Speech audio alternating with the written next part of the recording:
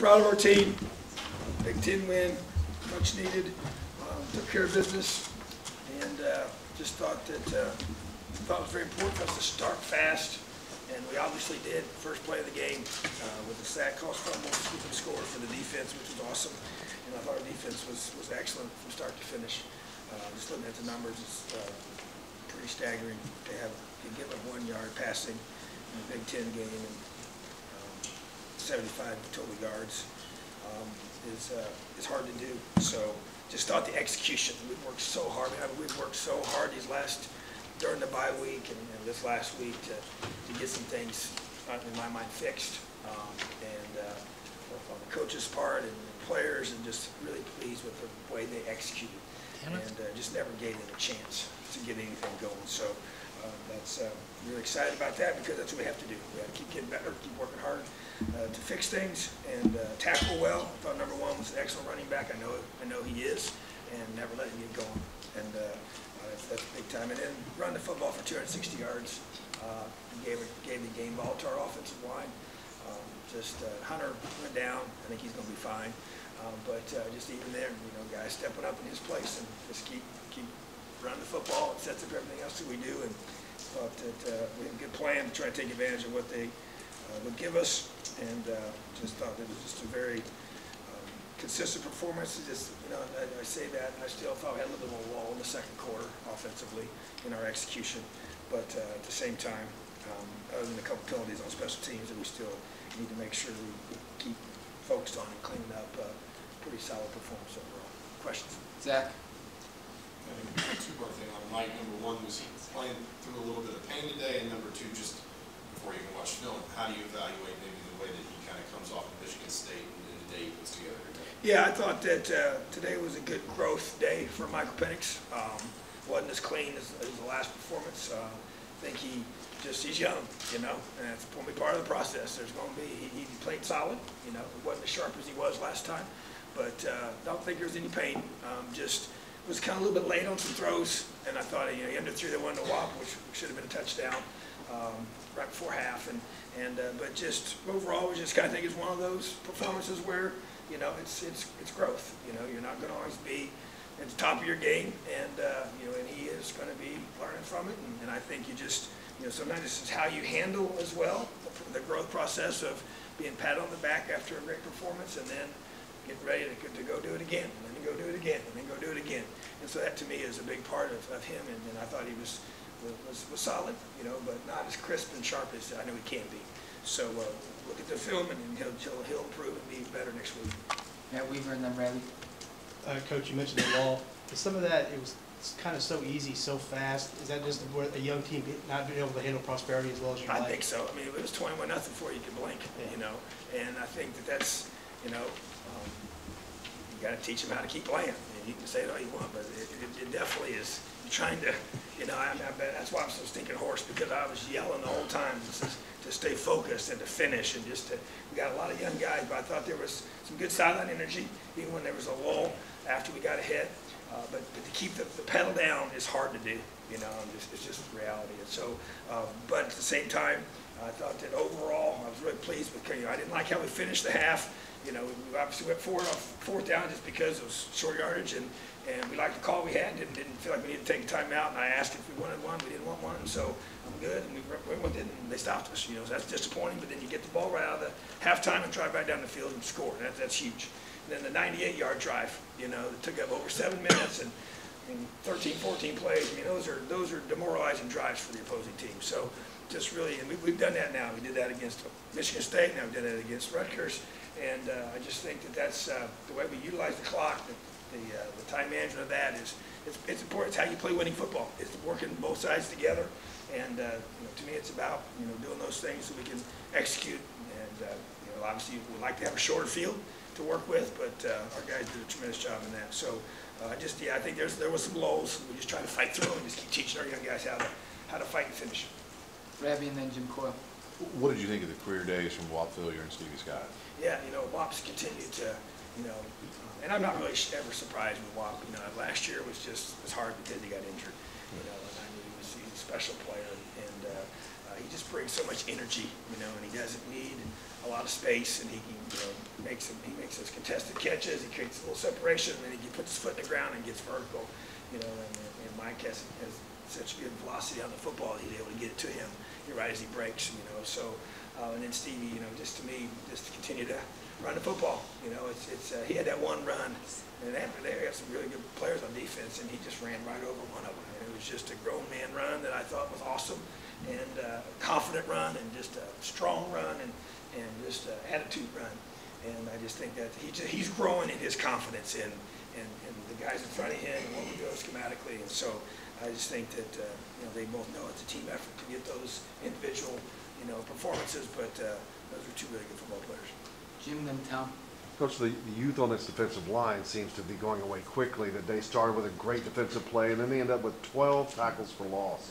Talk about those guys. Well, I tell you, to me, that's how this defense is built, you know. And I know we got a lot of new faces on the D line, and it's taking some time, you know. But these guys, they play hard. You know, D-Mac's the one that caused the sack. You know, DeMarcus Elliott, the first play of the game. It's just the penetration that we're getting, and you know, we do move quite a bit and try and create that. But that's creating negative plays, the tackles for loss, the sacks, which creates takeaways eventually. More of those. That's how you play great defense. And then when you get to the third down, you execute the call. You know, we had a matter of fact, our guys came off the sideline. We had a certain play where we made a certain check that's been something that we had trouble with, you know, even against Michigan State, and we nailed it and ended up getting a sack because of it. And that's my whole point to them was when I came off the field, like, guys, when you execute, you know, it could have been a big play for the offense if you don't execute it, and it ends up being a sack because the guy that they're trying to get the ball to is covered with the check. It's a three-man concept that we're trying to do. It takes a little work, but to me, that's how you become a great defense, is you execute. And I said, when we execute, so like we played Michigan State game, I took like 4 clips and said, guys, when we execute, we could be the league defense. When we don't, you know, it's frustrating. And we had, you know, we didn't finish that game. So to me, that's the growth we saw today. You know, I understand, you know, that they obviously struggle, but at the same time, the execution is so critical. And the D-line sets the tone, and then you get the third down, you get pressure, and you execute the call in the back end, and you eliminate any chance of them converting. I mean, you're 0 for 11 on third downs, you know, which is, you know, it's also hard to get to that point. So a lot of really good things to build off of for the future. Tom, then Kevin. Coach, you had the opportunity to rush the ball really for the best you've done all year this year. In the offensive line, really 2 games in a row after you lost Coy, they've really played well. Can you talk a little bit specifically and as a group how they've all come together since they've lost Coy and played as well as they have? I'm telling you, when you lose a guy like Coy, you know, it's going to be one of 2 things. You know, a group can be devastated by it and never recover, never be the same, or you can band together and realize that each guy to a man has got to elevate his preparation and elevate his performance. And I think that's what's happened. You know, we lost one of our, if not our best offensive lineman, and the group has just kind of come together and solidified their work ethic, their resolve to say that we're not going to be, you know, we're going to be better because we're relying on each other. We're spending extra time, and Coy spent hours and hours trying to help Matt get ready, you know, and all the different things it takes to get. So it's just, he's part of it too. You know, that's why we've committed. He's going to travel to every one of our games. He's going to be here, and whether he's on crutches or on this little scooter, whatever we got to do to get him where he needs to be.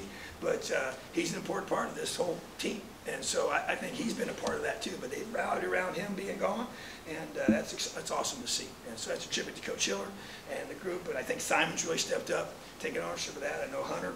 You know, those are 2 seniors that have really stepped it up and challenged the other guys. They got to elevate their game, you know. And so you know, I'm just really proud of our guys, man. That's we want to just keep getting better as the season progresses, and that's where we're seeing signs of it. Kevin, then Matt Weaver. Yeah, Coach, you know, it was around a year ago at this time that the community kind of rallied around Raekwon. Just how satisfying is it to see him maybe kind of having the senior year that he's having? Yeah, I don't think anybody is more proud of him than I am. You know, he won the Elio Award this morning that we give to a player that just best exemplifies what Elio stands for, and our team loves him because, you know, he's persevered. You know, he persevered as a player. He exemplifies grit. You know, he came here, he had to sit behind T. Gray for all those, you know, first several years and redshirt, and then this last year, his senior year, he's playing his best football. And then he had the you know, the hurricane last year devastated his family. They're still recovering from it, and the perseverance through that has been impressive, and the guys ride around him for that. So there's just a lot of respect for him and the kind of man that he's become and the kind of person that he is. So I really appreciate how hard, and he just cares so much. He works so hard, and in the preparation of getting our team ready. And when you got a guy like that that's leading that side of the ball, it makes a big difference, you know. So I'm just really happy for him that he's playing so well. Yeah, and John. Coach, you talked about the D-line. One guy that's been noticed with Aspen the last couple of weeks absent has been Juan Harris. Just wanted to see if we could get an update on his status. Yeah, we talked about him earlier. Unique situation. He's chosen to no longer play football. So informed us of that, and wasn't what I expected, but wish him nothing but the best. I'm really proud of the other guys that have stepped up, and the decision he came to on his own, and so we wish him well. John, then Aaron. You guys held them to 1 yard passing. It seemed like even on the screens, you guys were there very quickly. I mean, what would you attribute your guys' success stopping in the passing? Well, you know, I think you try to work so hard. You know, we play a combination of man and zone, so the disguise, I think, is critical. We did some things this week that we've added to our arsenal to be able to be a combination of pressure and then also some good, you know, screen beaters, you know, and that was by design because we felt like that was something they did really well, and that's a way for a team as you start to get pressure on them, that's kind of what they resort to, is to throwing screens and running draws and to try and, you know, take advantage of your aggressiveness. So in order to maximize that, we made some changes, and that's kind of part of this off our bye week adjustments, and they'll pay dividends for us in the future. Aaron, and then we'll wrap with Zach. Coach, maybe a bigger picture question, but halfway point of the season, young team, starting a freshman quarterback, redshirt freshman. Do you like where you're at right now in terms of the progress you've made, in terms of where you see this team getting? Yeah, we're after 6 games, we're 4-2, and got a big stretch coming up that's very critical. So to answer the question, I'd say I'm encouraged by the last 2 weeks. Wanted to win the last one. That would have been I would have been very pleased if we'd been 5-1 going into 6 games. But we learned some things from that, and I think we got better because of it. But to be where we're at right now, because of so much youth on our team, there's no question I feel good about where we are and where we're headed. And we got to keep getting better. And if our guys embrace these next week like they did this past week, and we continue to grow as a team and keep getting better and learn how to prepare at a high level and execute at a high level, then we only got to play them one at a time. So we just focus on Maryland at this point. But yeah, I'm encouraged by where we're at right now, and I feel that our young guys are getting better, and that to me is the key.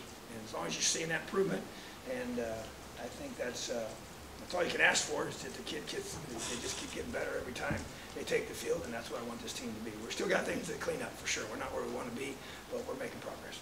Zach, last one. You talked about the defensive line more broadly, the blitz game today. I think one of the few things Rutgers have really done well statistically. They've only given up 7 sacks coming in.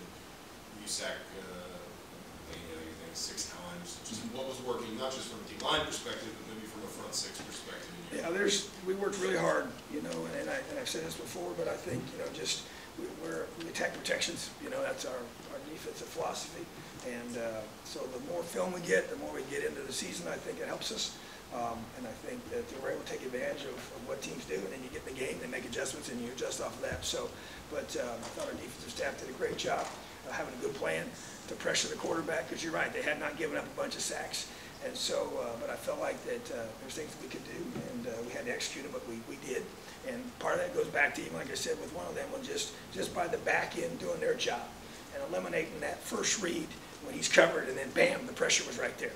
So that's to me where if you break down in the coverage and the quarterback's able to throw that first read, that wouldn't have been a sack. It would have been a big play for the offense had he caught it. So there's several examples of that. So I think it was a team effort for everybody to get to that point. But I think the scheme is a big part of it, because I believe in that level we do, and the guys are just going to keep getting better. The more confidence we have, but as our guys grow, get older each week, and get better. So excited for our future. We've got to keep working hard. All right, Thank you so much. Elio.